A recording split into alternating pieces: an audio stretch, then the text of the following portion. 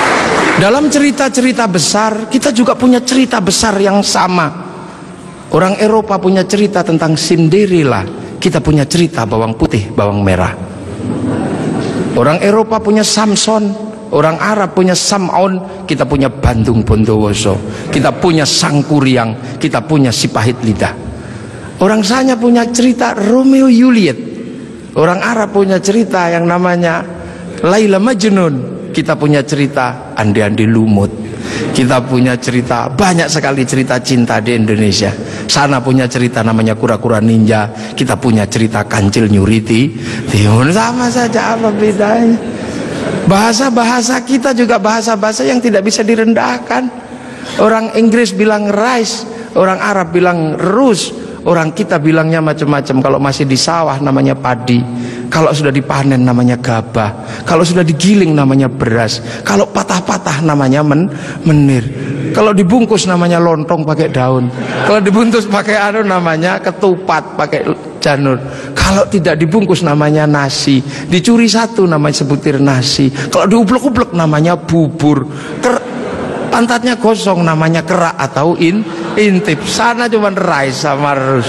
Ini yang kita tidak boleh malu menjadi bangsa Indonesia. Semua yang kita miliki sama. Ini menandakan bahwa kita pernah menjadi sebuah bangsa yang besar, berkasta-kasta, berbeda-beda.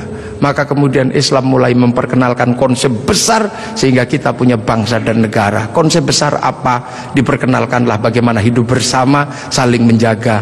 Diperkenalkan konsep besar namanya musyarakah, yang akhirnya dikenal dengan bahasa masyarakat. Kalau sudah jadi musyarakah, semua harus saling mengerti dan saling bertanggung jawab. Maka diajarkanlah menggunakan kalimat Rasulullah, kullukum ra'in wa kullukum mas'ulun an ra'iyati. Raja dan hamba dihilangkan, diganti dengan ra'iyah, yang diserap ke bahasa Indonesia menjadi rakyat. Dan satu-satunya bangsa Islam di dunia yang mampu mengadaptasi kalimat ra'iyah menjadi rakyat hanya ulama-ulama Indonesia. Hanya ulama Indonesia. Nah, kenapa? Karena kita ini pilihannya berbeda. Pilihan bangsa yang disebut waja'alnakum syu'uban wa qabaila, disinilah tempatnya. Arab tidak ditemukan bangsa yang berbeda, mereka satu bangsa. Eropa satu bangsa, Arab satu bangsa dipikul puluhan negara, Eropa satu bangsa dipikul puluhan negara. Tapi disinilah ada satu-satunya tempat puluhan bangsa bisa dipikul oleh satu negara, Kesatuan Republik Indonesia. Makanya harus disatukan. Tidak ada lagi raja hamba, yang adalah ra'iyah. Kalau sudah ra'iyah, tidak boleh lagi menyebut kafir. Kenapa? Karena kafir adalah orang yang menentang Allah dan memusuhi kaum muslimin. Kalau sudah hidup bersama namanya dhimmi. Kalau sudah saling bertanggung jawab namanya ra'iyah. Maka ketika para ulama sudah menyebut kita dengan sebutan rakyat, jangan lagi kau turunkan derajat ra'iyah menjadi derajat kafir. Maka tidak ada lagi kata kafir di Indonesia, karena sudah ra'iyah atau rakyat. Ini kenapa para ulama sepuh tidak ada yang menyebut kafir. Kemudian ra'iyah kalau berkumpul diajarkan bagaimana hidup bersama, berbahagialah, berbicaralah dengan baik-baik. Maka konsep yang ditawarkan adalah wasyawirhum fil amri. Maka kemudian ra'iyah yang hidup bersama dan berbicara secara bersama disebut musyawarah. Kalimat wasyawirhum fil amri. Kemudian kalau bermusyawarah jangan menang-menangan sendiri, berbagilah, saling bertoleransi. Maka kemudian lahirlah konsep besar, konsepnya disebut tafassahu fil majalis. Maka kemudian muncullah istilah majelis. Dan ketika para ra'iyah mengangkat pemimpin, harus seluas cakrawala yang pernah diajarkan Allah, wasi'a kursiyus samawat, maka kedudukannya adalah bernama kursi. Ada kursi presiden, ada kursi DPR, ada kursi menteri. Karena daerah ini yang membangun adalah para wali, maka kawasan ini disebut wilayah. Kalau saya mau tanya, di mana negara dengan konsep dasar keagamaan Islam yang mampu membangun sebuah struktur negara hari ini? Itu ada di Indonesia. Maka jangan kau sebut negeri ini negeri tauhid, karena ra'iyah, musyawarah, termasuk kursiyun, termasuk majelis, termasuk wilayah, bukan menjadi bahasa orang nongkrong, tapi ini adalah bahasa resmi negara yang tertuang dalam Undang-Undang Dasar Negara Republik Indonesia tahun 1945. Dan inilah yang membuat kita, makanya insya Allah kita ini akhirnya alhamdulillah kita akhirnya tahu, oh ternyata kita ini pengikut Rasulullah, tapi bukan pada pangkat sahabat, bukan pun pada pangkat tabiin, tapi kita pengikut Rasulullah pada pangkat muridnya para ulama. Makanya biasa saja kadang di sini kayak gini kita diajarkan bagaimana hidup bersama, karena kita wal jamaah Indonesia. Makanya Bapak Presiden waktu kecil pasti dengar orang di Jawa sana kalau sholat zuhur mestinya 11:30 Pak Pratik ya, itu bisa mundur sampai 1:30. Kenapa? Karena jamaahnya masih ada di sawah. Terus Allah Akbar, Allah Akbar, sambil nunggu. Lantas pujian Robana datang, ada tombowati karena capek nunggu ya pegel, sampai ada diuruki anjang. Nah, itu cara di sini. Terus sholat. Nah, sholat di sini Allahu Akbar. Karena sinyalnya jauh, kita ini pemancar lokal. Biasa sinyalnya suka hilang kan. Allah Akbar. Ada bakso gitu, ding ding, sinyalnya hilang. Bakso gitu. Nah, inilah Indonesia. Makanya karena sinyal yang hilang, habis itu para ulama mengajarkan kalau kepalamu bocor seperti itu, nggak inget Allah, inget apa, udahlah kalau habis sholat ditambal, maka habis sholat ada zikir la ilaha illallah, la ilaha illallah. Nah sekarang ada yang protes, kenapa berzikir pakai gini-gini? Bukankah sahabat kalau zikir terdiam? Sahabat murid Rasulullah terlalu dekat dengan Rasulullah, batinnya wusul kepada Allah sampai ke sana. Kalau wal jamaahnya ulama disuruh diam begini, tidur. Nah, puasa juga sama. Orang Indonesia kalau puasa nggak terlalu khusyuk karena keluar rumah ada belimbing, ada jambu. Kalau di Arab keluar rumah ketemunya padang pasir lebih khusyuk. Maka di sini lebih sering disuruh tidur gitu. Dalilnya apa? Naumuso imin ibadatun. Nah, kalau malam pakai doktek. Setelah itu halal halal. Haji juga sama, nggak bisa langsung ke sana Pak Presiden. Antrinya 25 tahun. Makanya orang sini capek nunggu. Daripada capek, nempelkan gambar Masjidil Haram. Ini Pak Menteri Agama. Biar tidak terlalu capek, biar agak senang dikit, latihan dulu di alun-alun Bogor. Labbaik Allahumma hajjan. Ihramnya beneran, niatnya beneran, tapi Ka'bahnya triplek. Lah ini namanya mana sih haji. Lah ini wal jamaahnya baru ini, dan ini ada di Indonesia. Itu akhirnya orang tahu pangkatnya dengan Maulid. Oh, Rasul Mekah, kita Indonesia. Ada jarak yang sangat panjang, ada jarak waktu, ada jarak ruang. Nah ini kalau kita pahami dengan bahasa yang sederhana, fa insyaallah Islam di Indonesia akan tetap menjadi Islam yang ramah, Islam yang tidak kasar, Islam yang tidak gerasah gerusu, mampu ngayomi seluruh manusia yang berbeda-beda, seperti Rasulullah yang anittum harisun alaikum bil mu'minina raufur rahim ihdinas siratal mustaqim. Assalamualaikum warahmatullahi wabarakatuh. Allahumma shalli ala sayyidina Muhammad.